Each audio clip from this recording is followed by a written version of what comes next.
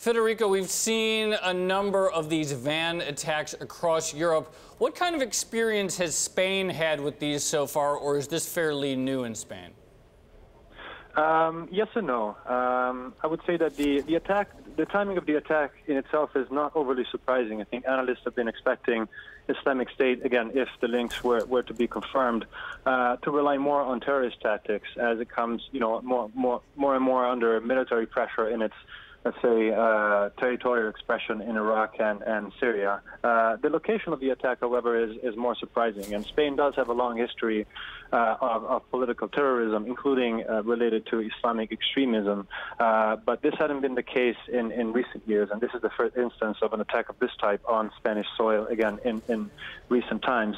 My first impression is that this has more to do with, Spain, contrary to other countries in Europe, such as France, Germany, UK, or Belgium, that have experienced similar attacks, does not have very large migrant populations, relatively small number of refugees. It's generally seen as a fairly open open culture when it comes to immigration. And crucially, Spain is not playing any kind of active role in the military campaign against Islamic State itself in Syria and Iraq again. So, I can only speculate, but I suspect that the choice of Barcelona as a target may have more to do with its, status as a major tourist hub for Europeans as a whole. Federico, picking up on Joe's point that we have been seeing an increasing number of these vehicle attacks, it's almost like an invisible weapon because you don't know about it until it happens.